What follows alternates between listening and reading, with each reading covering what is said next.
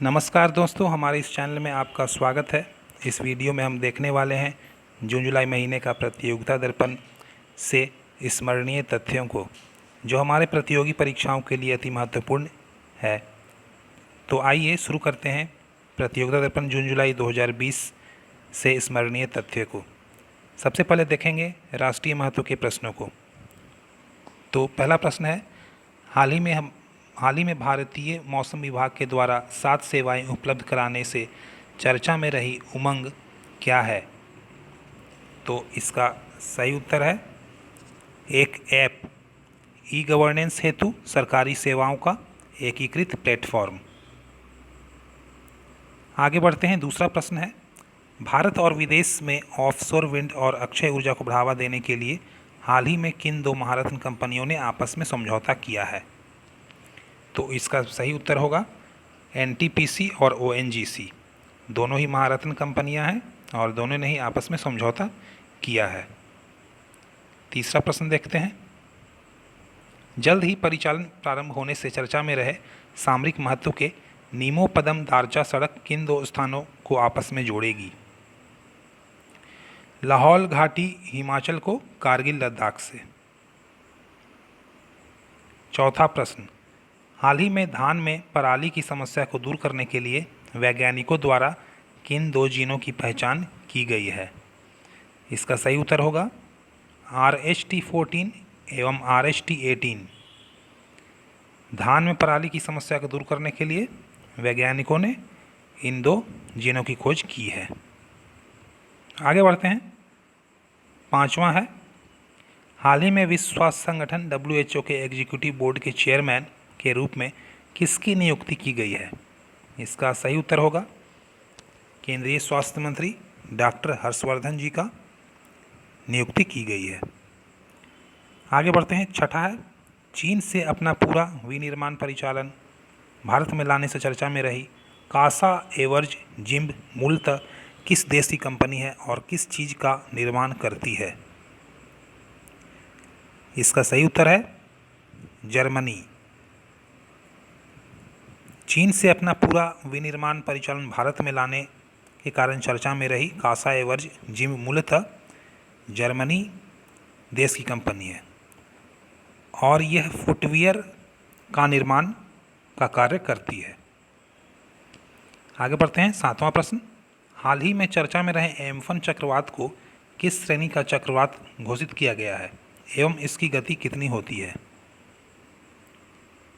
इस प्रश्न का सही उत्तर है सुपर साइक्लोन। एम्फन चक्रवात को सुपर साइक्लोन की श्रेणी में रखा गया है। इसकी गति 221 किलोमीटर प्रति घंटा होती है। अगला प्रश्न देखेंगे, किस दुर्लभ रोग के कारण मशहूर अभिनेता इरफान खान का निधन हो गया? इस प्रश्न का सही उत्तर है neuro endocrine tumour. Neuro endocrine tumour नामक रोग के कारण मशहूर अभिनेता इरफान खान का निधन हो गया है। आगे बढ़ते हैं, विश्व के सर्वश्रेष्ठ संस्थानों द्वारा परिचालित द क्लास सेंट्रल के सर्वश्रेष्ठ 30 निःशुल्क ऑनलाइन पाठ्यक्रमों की सूची में भारत के कितने पाठ्यक्रम हैं? इसका सही उत्तर होगा 6 पाठ्यक्रम, स्वयं पोर्टल। 10वां प्रश्न देखेंगे, चर्चा में रहे विदेशी संस्थागत निवेश FPI क्या होता है? इसका सही उत्तर है विदेशी निवेशकों के द्वारा भारतीय कंपनियों के शेयरों और ब्रांड में 10% से कम का निवेश को विदेशी संस्थागत निवेश कहा गया है। आगे बढ़ते हैं, 11वां नंबर प्रश्न है, भारत सरकार के द्वारा मत्स्य पालन के संवर्धन हेतु 20,000 करोड़ के किस योजना की शुरुआत की घोषणा की गई है? इसका सही उत्तर है प्रधानमंत्री मत्स्य संपदा योजना। अगला प्रश्न देखेंगे, ई गवर्नेंस प्लेटफॉर्म समर्थ को किस क्षेत्र के विनियमन हेतु लॉन्च किया गया है? इसका सही उत्तर है उच्च शिक्षा। ई गवर्नेंस प्लेटफॉर्म समर्थ को उच्च शिक्षा हेतु लॉन्च किया गया है। हाल ही में चर्चा में रही थी टिड्डी चेतावनी संगठन, इसकी स्थापना कब हुई और इसका केंद्रीय व क्षेत्रीय मुख्यालय कहाँ स्थित है? टिड्डी चेतावनी संगठन की स्थापना 1946 में हुई। इसका केंद्रीय मुख्यालय फरीदाबाद में है और क्षेत्रीय मुख्यालय जोधपुर में है। आगे बढ़ते हैं। सुदूर इलाकों में सीमा प्रबंधन में चर्चा में रहे भरनी और अश्लेषा क्या है? क्रमशः 2D और 3D राडार। ये भरनी 2D राडार है और अश्लेषा जो है वो 3D राडार है। आगे बढ़ते हैं।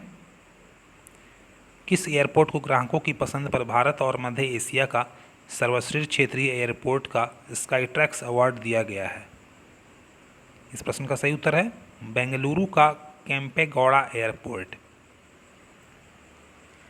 हाल ही में किस अभिनेता और अभिनेत्री को क्रिटिक्स चॉइस फिल्म अवार्ड्स मिला है? इसका सही उत्तर है रणवीर सिंह, गीतिका विद्या ओहल्यान, इन दोनों को अवार्ड दिया गया है। आगे बढ़ते हैं। 17वां प्रश्न है पुणे के अघरगर रिसर्च इंस्टीट्यूट द्वारा विकसित गेहूं की बायोफोर्टिफाइड प्रजाति का नाम क्या है? तो इसका सही उत्तर है MACA 4028। यह गेहूं की प्रजाति को यह नाम दिया गया है। आगे बढ़ते हैं। कोविड-19 के कारण चर्चा में रहे कॉरपोरेट सोशल रेस्पॉन्सिबिलिटी के तहत कंपनियों को अपनी शुद्ध लाभ का कितने प्रतिशत सामाजिक गतिविधियों पर खर्च करना होता है? इसका सही उत्तर है 2%। 19वां देखेंगे। उच्च शिक्षा संकाय के व्यावसायिक विकास हेतु सरकार कौन सा ऑनलाइन प्रशिक्षण पाठ्यक्रम संचालित कर रही है?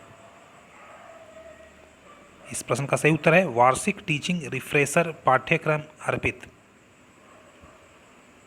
अगला प्रश्न 2019 का घनश्याम दास बिरला वैज्ञानिक शोध पुरस्कार किसे प्रदान किया जाएगा? इस प्रश्न का सही उत्तर है प्रोफेसर रूप मलिक को।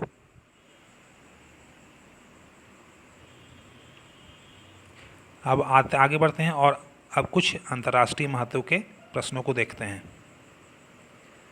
पहला प्रश्न है प्रतिवर्ष किस तिथि को अंतर्राष्ट्रीय जैव विविधता दिवस मनाया जाता है एवं वर्ष 2020 के इस दिवस की थीम क्या है?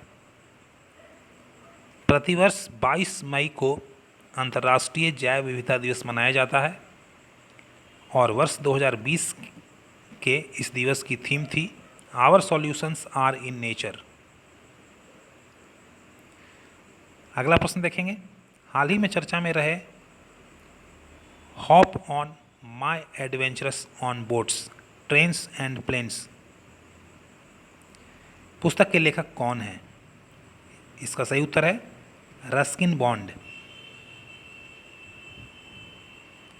आगे बढ़ते हैं। अगला प्रश्न देखते हैं। इजराइल के प्रधानमंत्री के रूप में किसने शपथ ली एवं वे किस पार्टी से संबंधित हैं?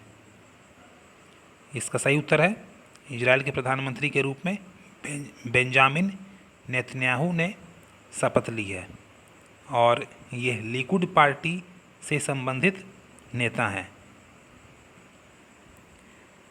अगला प्रश्न अमेरिका के द्वारा किस दिग्गज ई कॉमर्स कंपनी को 5 डोमेन पर ट्रेडमार्क धोखाधड़ी और कॉपीराइट पायरेसी के आधार पर कुख्यात बाजारों की सूची में डाल दिया गया है? इसका सही उत्तर है अमेजन कंपनी को।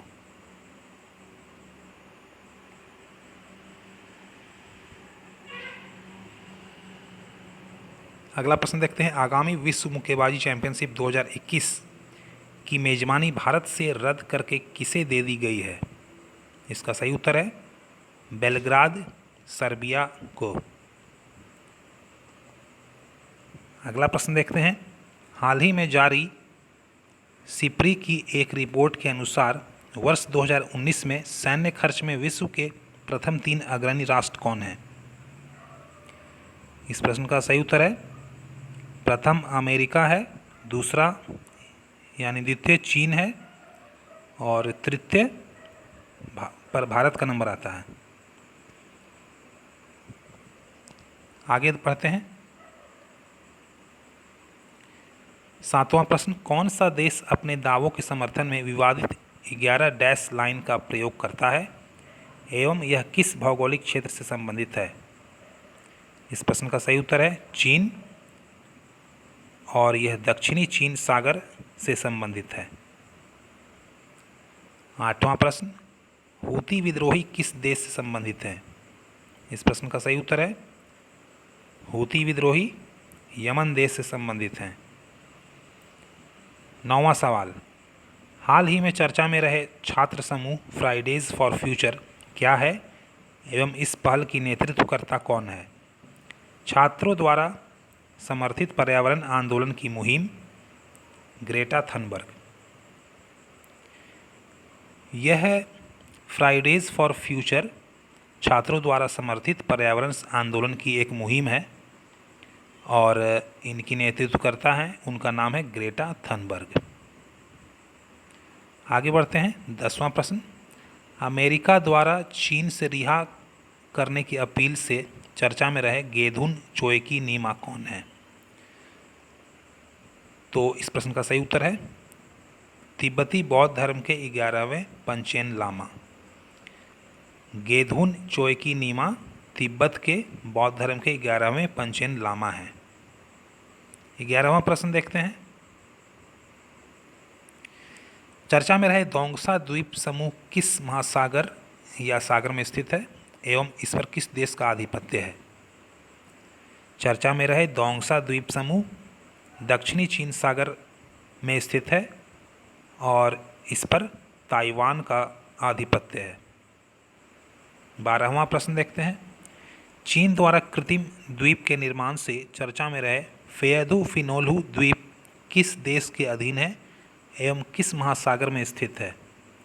चीन द्वारा कृत्रिम द्वीप के निर्माण से चर्चा में रहे फेयदू फिनोलू द्वीप मालदीव देश के अधीन है और यह हिंद महासागर में स्थित है। आगे बढ़ते हैं। हाल ही में किस देश के द्वारा सैन्य उपग्रह नूर लॉन्च किया गया है? इस प्रश्न का सही उत्तर है ईरान। ईरान के द्वारा नूर नामक उपग्रह लॉन्च किया गया है। 14वां प्रश्न, वैश्विक प्रेस स्वतंत्रता सूचकांक 2020 में प्रथम और आखिरी स्थान पर कौन से देश काबिज हैं? इस प्रश्न का सही उत्तर है क्रमशः नॉर्वे और नॉर्थ कोरिया। नॉर्वे में प्रेस स्वतंत्रता की स्थिति सबसे ज़्यादा अच्छी है, वहीं नॉर्थ कोरिया में प्रेस की स्वतंत्रता, उनको स्वतंत्रता बहुत कम दिया गया है। आगे बढ़ते हैं। 15वां प्रश्न जो है, वर्ष 2020 के लिए यूनेस्को के द्वारा विश्व पुस्तक की राजधानी के रूप में किस शहर का चयन किया गया है?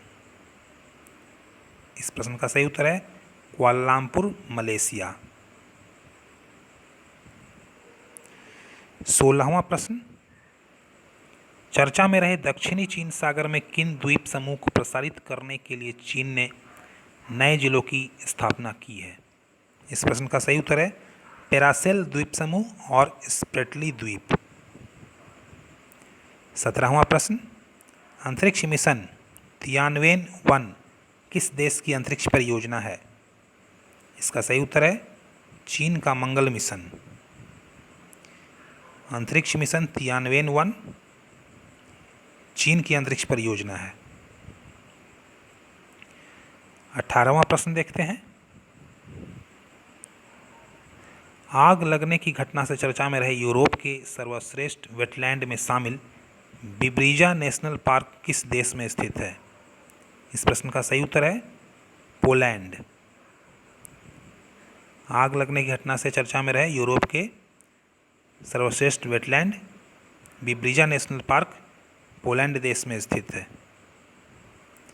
19वां प्रश्न, यूनेस्को की विश्व धरोहर स्थल में शामिल और गोरिल्ला आबादी के लिए प्रसिद्ध विरुंगा नेशनल पार्क किस देश में है? इस प्रश्न का सही उत्तर है डेमोक्रेटिक रिपब्लिक ऑफ कांगो।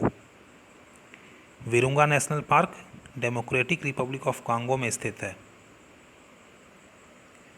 20वां प्रश्न देखेंगे, टोक्यो ओलंपिक और पैरालंपिक का शुभंकर क्या है? क्रमशः मिराइतोवा और सोमाइटी, यानी कि टोक्यो ओलंपिक का शुभंकर मिराइतोवा है और पैरालंपिक का शुभंकर सोमाइटी है। इसी के साथ यह अंक समाप्त होता है। धन्यवाद।